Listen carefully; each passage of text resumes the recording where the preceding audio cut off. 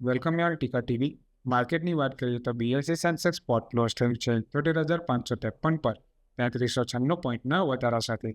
Nifty 50 spot close થયું છે 23,852 પર 1,023 પોઈન્ટના વધારા સાથે. અને બેંક નિફ્ટી સ્પોટ ક્લોઝ થયું છે 54,290 પર 3288 પોઈન્ટના વધારા સાથે. લાસ્ટ વીકમાં જોઈએ તો માર્કેટ બ્રેડ પોઝિટિવ રહ્યું હતું. બીએસસી 500 ક્લોઝ થયું છે 34,109 પર 1,443 પોઈન્ટના વધારા સાથે. નિફ્ટી 500 ક્લોઝ થયું છે 21,681 પર 929 પોઈન્ટના વધારા સાથે. હવે આપણે જઈએ ટોપ ગેનર લોઝર ઇન્ડેક્સ પર. ટોપ ગેનરમાં નિફ્ટી રિયાલિટી ક્લોઝ થયું છે 845 પર 6.95% વધારા સાથે. ગયા વીકમાં આપણે કોઈપણ સેક્ટર લૂઝિંગ સેક્ટરમાં જોવા મળ્યું નથી. નિફ્ટીના ડેઇલી ચાર્ટની વાત કરીએ તો ડેઇલી ટાઈમ ફ્રેમ પર બુલિશ કેન્ડલસ્ટિક પેટર્નનું ફોર્મેશન થયું છે, જ્યારે વીકલી ચાર્ટ પર હેવી બુલિશ કેન્ડલસ્ટિક પેટર્નનું ફોર્મેશન થયું છે. લાસ્ટ વીકમાં ટોટલ 3 ટ્રેડિંગ સેશન હતા અને ફ્રાઇડે માર્કેટમાં સારો એવો અપસાઇડ મૂવ જોવા મળ્યો હતો. આવતા વીકમાં એચડીએફસી બેંક, આઈસીઆઈસીઆઈ બેંક, ઘણી બીજી લાર્જ કેપ કંપનીના ક્વાર્ટરલી રિઝલ્ટ છે, તો આવતા વીકમાં પણ માર્કેટમાં બંને સાઇડ મુવમેન્ટ જોવા મળી શકે છે. મોમેન્ટમ ઇન્ડિકેટર આરએસઆઈની વાત કરીએ તો આરએસઆઈ ડેઇલી ચાર્ટ પર 66-62 પર ટ્રેડ કરી રહી છે, જે અપસાઇડ ટ્રેન્ડનું ઇન્ડિકેટ કરે છે. નિફ્ટી અત્યારે 23,851ના લેવલ પર ટ્રેડ કરી રહી છે. જો નિફ્ટી 23,900ના લેવલ બ્રેક કરે છે તો નિફ્ટીમાં આવનારા દિવસોમાં 24,500 સુધીના લેવલ જોવા મળી શકે છે. પણ જો નિફ્ટી 23,200ના નીચે ક્લોઝ આપે છે તો 22,800 સુધીના લેવલ પણ જોવા મળી શકે છે.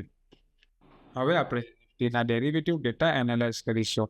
નિફ્ટીમાં ક્યુમ્યુલેટિવ ઓપન ઇન્ટરેસ્ટ 1.36% ડિક્રીઝ થયું છે અને પ્રાઇસમાં 4.48%નો વધારો આવ્યો છે, જે શોર્ટ કવરિંગનો નિર્દેશ કરે છે. હવે આપણે જોઈએ કે નિફ્ટીના વીકલી ઓપ્શન શું સજેસ્ટ કરે છે. નિફ્ટીની નેક્સ્ટ વીકલી એક્સપાયરી 24 એપ્રિલ 2025ની છે, જેમાં હાઈએસ્ટ ઓપન ઇન્ટરેસ્ટ કોલ સાઇડમાં 24,000ની સ્ટ્રાઇક પર 54,534 લોટનું છે અને હાઈએસ્ટ ઓપન ઇન્ટરેસ્ટ ફોર્થ સાઇડમાં 23,500ની સ્ટ્રાઇક પર 1,11,890 લોટની સાથે છે. હવે આપણે જોઈએ કે મેક્સિમમ ઓઇલ ચેન્જ ક્યાં થયું છે. તો maximum oil change call side પર 24,200ની સ્ટ્રાઇક પર 20,348 લોટનું એડિશન થયું છે અને maximum open interest change port સાઇડમાં 23,500ની સ્ટ્રાઇક પર 48,657 લોટનું એડિશન થયું છે. ચાર્ટ પેટર્ન અને ઓપન ઇન્ટરેસ્ટના ડેટા જોતા એવું લાગે છે કે નિફ્ટીના સપોર્ટ 23,500 અને 23,000ના લેવલે રહેશે અને રેઝિસ્ટન્સ 24,000 અને 24,500ના લેવલે રહેશે. બેંક નિફ્ટીના ડેઇલી ચાર્ટની વાત કરીએ તો ડેઇલી ટાઈમ ફ્રેમ પર બુલિશ કેન્ડલસ્ટિક પેટર્નનું ફોર્મેશન થયું છે, જ્યારે વીકલી ચાર્ટ પર બુલિશ કેન્ડલસ્ટિક પેટર્નનું ફોર્મેશન થયું છે. બેંક નિફ્ટી તેના ઓલ ટાઈમ હાઈથી 188 પોઈન્ટ દૂર છે. અગાઉ વાત કરી એ પ્રમાણે એચડીએફસી બેંક અને આઈસીઆઈસીઆઈ બેંકના રિઝલ્ટ છે, તો બેંક નિફ્ટીમાં પણ મોટી મુવમેન્ટ જોવા મળી શકે છે. મોમેન્ટમ ઇન્ડિકેટર આરએસઆઈની વાત કરીએ તો આરએસઆઈ ડેઇલી ચાર્ટ પર 72ના લેવલ પર ટ્રેડ કરી રહી છે. લાસ્ટ વીકમાં બેંક નિફ્ટીના stock HDFC bank, SBI bank, Kotak bank, Bajaj Finserv અને બજાજ ફાઇનાન્સ સારું પરફોર્મન્સ આપ્યું છે.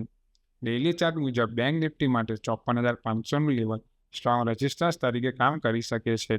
જો એ લેવલ બ્રેક કરે છે તો બેંક નિફ્ટીમાં નવો હાઈ 55,000 સુધીના લેવલ પણ જોવા મળી શકે છે, જ્યારે નીચેમાં 53,500ની ઇમ્પોર્ટન્ટ સપોર્ટ ઝોન છે.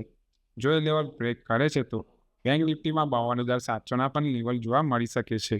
હવે આપણે જોઈશું બેંક નિફ્ટીના ઓપ્શન શું સજેસ્ટ કરે છે. બેંક નિફ્ટીની મંથલી એક્સપાયરી 24 એપ્રિલ 2025ની છે, જેમાં ક્યુમ્યુલેટિવ ઓપન ઇન્ટરેસ્ટ 0.89% વધારો થયો છે અને પ્રાઇસમાં 6.45%નો વધારો થયો છે, જે લોંગ બિલ્ડઅપનો નિર્દેશ કરે છે. હવે આપણે નિફ્ટી બેંક નિફ્ટીના ઓપન ઇન્ટરેસ્ટના ડેટા એનાલાઇઝ કરીશું. બેંક નિફ્ટીમાં હાઈએસ્ટ ઓપન ઇન્ટરેસ્ટ કોલ સાઇડમાં 55,000ની સ્ટ્રાઇક પર 58,548 લોટની સાથે થયું છે અને હાઈએસ્ટ ઓપન ઇન્ટરેસ્ટ પુટ સાઇડમાં 52,000ની સ્ટ્રાઇક પર 43,398 લોટની સાથે થયું છે. હવે આપણે જોઈએ કે મેક્સિમમ ઓઇલ ચેન્જ ક્યાં થયું છે. તો મેક્સિમમ ઓઇલ ચેન્જ કોલ સાઇડમાં 53,000ની સ્ટ્રાઇક પર 13,047 લોટનું સબસ્ટ્રેક્શન થયું છે અને maximum open interest change put સાઇડમાં 54,000ની સ્ટ્રાઇક પર 18,000 882 લોટનું એડિશન થયું છે.